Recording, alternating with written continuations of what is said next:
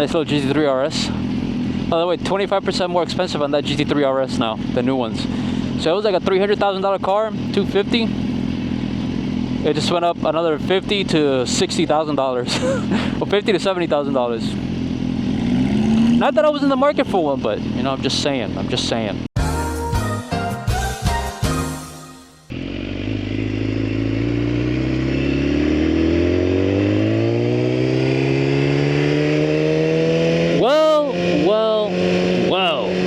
Welcome back to another video, guys, here on the channel on this beautiful Sunday afternoon down here in Miami, Florida. Ooh, a little bump there.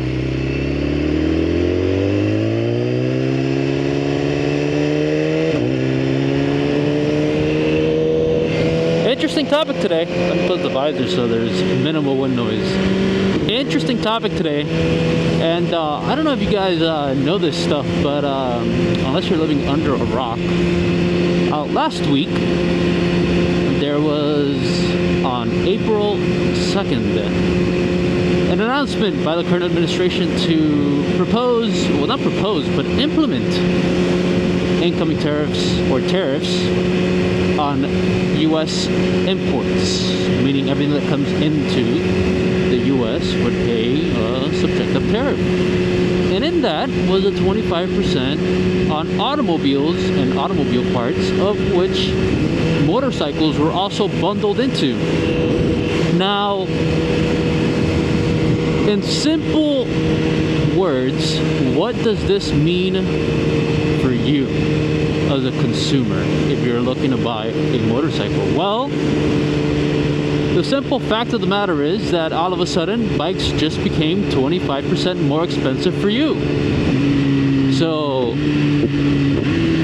if you were in the market looking to buy a $20,000 motorcycle, now it's going to cost you $25,000. Why? Well, no reason. It doesn't cost any more to produce. It doesn't cost, the parts aren't any better. There's simply no true tangible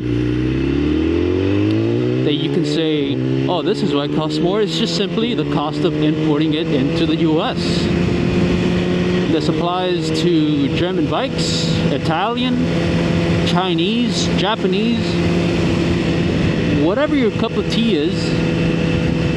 Even American, believe it or not, will see a price increase. You may be saying to yourself, well, Frank, how is it possible that even the American motorcycles are going to see a price increase? Well, some of the parts that are in the American motorcycles are outsourced. They're not made 100% in-house. Therefore, they're not made 100% in-house, therefore they have to pay the import cost when they get brought into the US. Not only that, if I'm an American producer and my competition is selling bikes for 25% more and people are buying it, me, as an American producer, even though I don't have an additional cost, I will also raise my price. Why? Well, if they're buying theirs, they're gonna buy mine as well, and it's gonna be extra change that I can keep into my pocket since I don't have that extra cost. It's just a competitive advantage where American companies will be making more money, depending obviously on, you know, how much stuff they have to import to build their bikes here. So a $35,000 bike, such as like an M1000 or a V4S or something along those lines, is going to see closer to a $10,000 increase. $10,000 for simply just bringing it into the US. Now, ow, that was a big bump. Now you might say, well, I'll just buy, you know, the new bikes are nice and all, you know, having the warranty, but I'll just buy the used motorcycles. Well, the sad part is that you're not the only one that thinks this way. And there is a limited supply of used motorcycles. And there's going to be a shit ton of demand for these used motorcycles because they're going to be cheaper than the new ones because they don't have the tariff. But what's going to happen is that because demand on the used bike market is going to go up and supply stays relatively the same, well, that just spells out a classic demand versus supply issue, which we saw in the pandemic.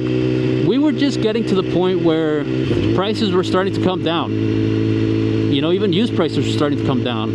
And all of a sudden, tariffs are worse than expected for the general market.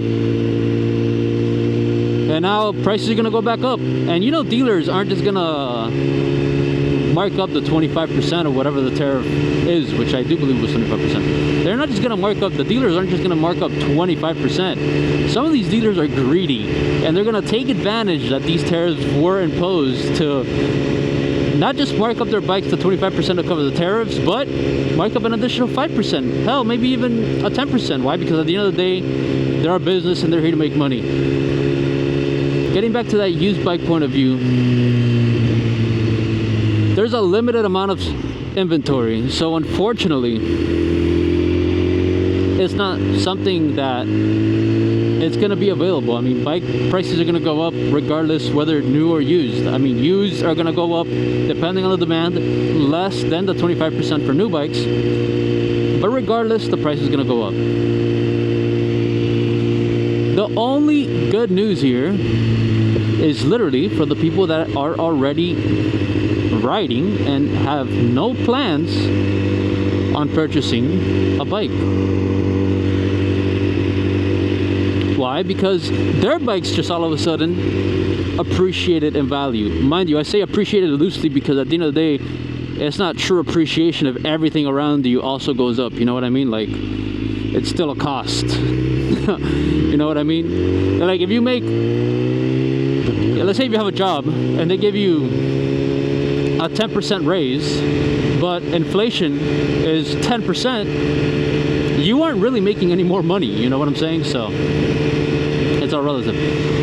I don't know. I'm not really in the market right now to buy a motorcycle, but I will say this. I feel bad for those of you who are, because not only are the prices going to be inflated, but man, there's no signs the Fed is really going to lower rates if the economy is slowing down, meaning that you're going to have a combination of high rates with, or not even high rates, because right now they're not really that high, but relatively high rates and elevated prices, just absolutely screwing you. And that sucks, man. That absolutely freaking blows. So, what's the solution? Well, if you've been watching the video, it's not to buy American, because as we explained, they are going to mark up prices. It's going to happen. I can guarantee you that. And it's not to buy any other kind of motorcycles. So the answer is just don't buy a bike. And it's going to freaking suck, man. I don't know how long, this is going to stay into effect, but right now is just not the time to be putting yourself in any long-term debt obligations, such as, especially depreciating assets such as cars or bikes or boats or any of that matter. It's a moment to hang on to your cash, ladies and gentlemen. Hang on to your cash. And people might say, well, Frank, I think the whole point is really to bring companies over here into the U.S. and open up their factories and hire American workers. And well, I can see that point, and I can see why that point is an attractive point nonetheless. Note that not only is it going to be expensive for that company to invest money here, which they're going to have to recuperate somehow, and that's going to be passing it to the consumers. They're going to have to hire American workers, which for the most part have higher wages than the rest of the development world, which, again, it's another cost that they're going to have to pass down to the consumer. And if in 3 or 4 years, when the administration changes, if the administration changes, or there's a change in mindset on whether these tariffs have been effective or not, and they decide to remove them, well, now you think the company's gonna keep that higher operating cost here? No, they're probably gonna shut it down. Which, if you think back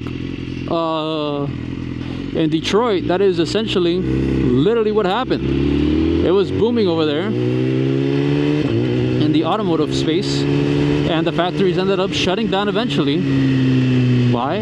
Because it was too expensive for them. They just outsourced the labor somewhere else, and Detroit, which is at one point one of the richest cities in the US, if not the whole world, came crumbling down because it was too dependent on that sector. I'm not saying that's going to happen here, but what I am saying is that it doesn't make sense for a company to invest when things like this can change in such a short span of 2-3 years. You know what I mean?